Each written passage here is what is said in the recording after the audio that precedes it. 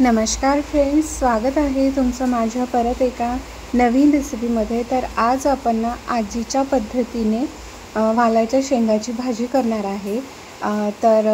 इथे मी वालाच्या शेंगा छान अशा निवडून घेतलेल्या आहेत, धुवून घेतलेल्या आहे।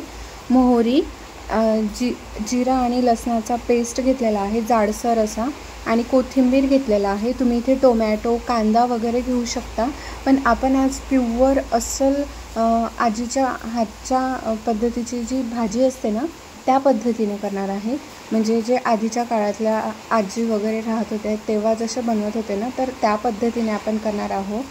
तर एकदम चविष्ट अशी ही भाजी होणार आहे। ना कुठला मसाला पाहिजे आणि नाही काहीच जास्त साहित्य पाहिजे, फक्त लसणाचा थोडासा जास्त वापर करायचा आहे आणि भाजी एकदम टेस्टी होणार आहे। तर बघा फ्रेंड्स, तुम्ही ट्राय करून बघा ह्या पद्धतीने ही रेसिपी। तर इथे मी छान अशा वालाच्या शेंगांना निवडून घेतलेल्या आहेत। तर बघा, याला कोणी कोणी घेवड्याच्या शेंगासुद्धा म्हणतात, कोणी कोणी वालाच्या शेंगा म्हणतात। तर आमच्याकडे वालाच्या शेंगा म्हणतात, तुमच्याकडे काय म्हणतात ते नक्की कमेंट करून सांगा मला। तर कढई ठेवली, त्याच्यामध्ये तेल टाकून घेतलेलं आहे।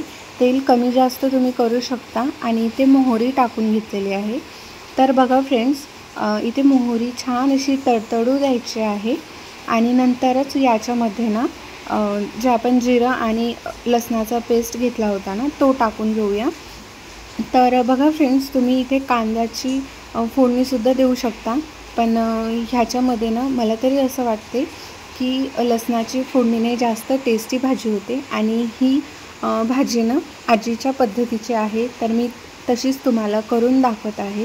लसूण छान असा फ्राय झालेला आहे, आणि नंतर आपल्याला लगेचच जे वालाच्या शेंगा होत्या ना ते शेंगा याच्यामध्ये ना टाकून घ्यायच्या आहे आणि फिरवून घ्यायच्या आहे।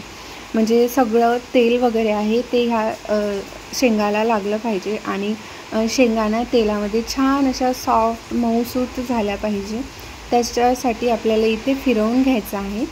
तर बघू शकता फ्रेंड्स, किती छान अशा ह्या शेंगा दिसत आहे।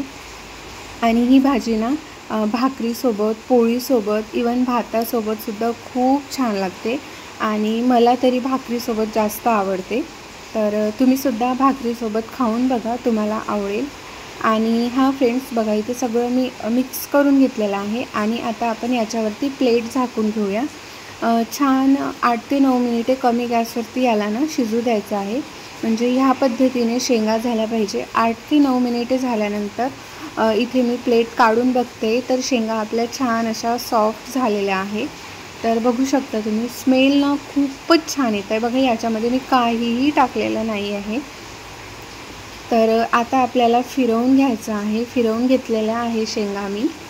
तर याच्यामध्ये आत्ता आपल्याला टाकून घ्यायचं आहे तिखट, मीठ आणि हळद।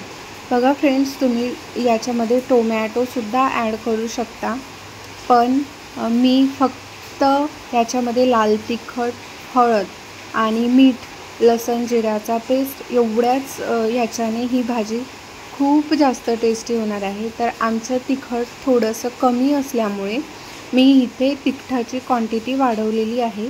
नंतर 1 छोटा चम्मचनं हळद टाकून घेतलेली आहे, आणि आता आपल्याला ना यालासुद्धा ना छान असं फिरवून घ्यायचं आहे। त्याच्या आधी आपण इथे मीठ टाकून घेऊया, चवीनुसार मीठ टाकून घ्यायचं आहे। तर बघा, मीठसुद्धा मी टाकून घेतलेली आहे, आणि आता आपल्याला हे ना फिरवून घ्यायचं आहे। म्हणजे या शेंगाला ना पूर्ण हे जे तिखट, मीठ, हळद आहे ते पूर्ण लागलं पाहिजे, त्याच्यासाठी छान असं फिरवून घ्यायचं आहे। तर फ्रेंड्स, तुम्हीसुद्धा या पद्धतीने करून बघा, तुम्हाला खूप आवडेल। तर मी तुम्हाला लसण जिऱ्याचा पेस्ट टाकल्यानंतर डायरेक्ट शेंगाच टाकलेला आहे याचे कारण सांगते। जर तुम्ही याच्यामध्ये लसण जिऱ्याचा पेस्ट टाकल्यानंतर तिखट, हळद वगैरे टाकाल, तर मग आपल्या शेंगांना ह्या शिजायच्याच राहते, आणि मग आपल्याला अशी खपटी सुटते तिखटाची वगैरे, म्हणजे असं खेस येते। तर त्याच्यासाठी ना आपल्याला म्हणून मी ना इथे डायरेक्ट शेंगा टाकून घेतलं, शेंगांना छान तेलामध्ये वाफाळून घेतलेले आहे, आणि नंतर तिखट, मीठ, हळद टाकून घेतलेले आहे। तर बघा, खूप छान अशी ही आजीच्या पद्धतीची वालाच्या शेंगाची भाजी आहे।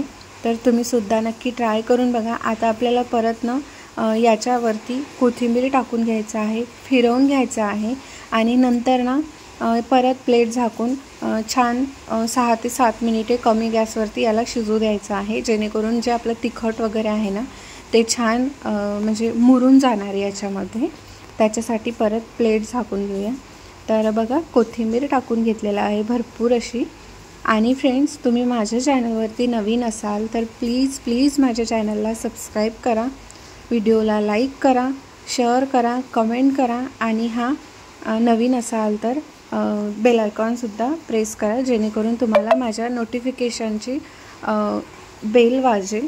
तर बघा इथे त्याच्या आधी मी थोडंसं ना पाण्याचा शिडकावा मारून घेतलेला आहे, पाणी स्प्रिंकल करून घेतलेला आहे, जेणेकरून हा तिखट वगैरे आहे ना ते बुडाला लागायला नको आणि शेंगासुद्धा आपल्या छान अशा शिजायला हव्यात। त्याच्यासाठी इथे थोडंसं पाण्याचा शिडकावा मारलेला आहे आणि परत प्लेट झाकून घेऊया। परत 6 ते 7 मिनिटे झाल्यानंतर चेक करूया। आपली ही वालाच्या शेंगाची भाजी ना रेडी झालेली आहे। बघू शकता कलरसुद्धा खूप छान आलेला आहे आणि तुम्ही ट्राय करून बघा फ्रेंड्स। या पद्धतीची भाजी आजीच्या पद्धतीची आहे। तर ही जी वालाच्या शेंगाची भाजीची रेसिपी आहे ना ती ना आजी सांगितली होती मला, तर खूप जास्त टेस्टी होते। तर नक्की ट्राय करून बघा। बघा मी हाताने चेक करते शिजली की नाही, तर ही भाजी शिजलेली आहे। आता मी तुम्हाला दाखवते जवळून। तर बघा किती छान दिसत आहे, स्मेलसुद्धा खूप छान येत आहे फ्रेंड्स। ना कुठला मसाला आहे ना काहीच आहे। तर बघा आपली ही भाजी रेडी झालेली आहे। तर माझा व्हिडिओ बघल्याबद्दल मी तुमचे खूप धन्यवाद करते। भेटूया परत अशाच एका नवीन रेसिपीसोबत। तोपर्यंत माझ्या चॅनलला एकदा नक्की चेकआउट करा।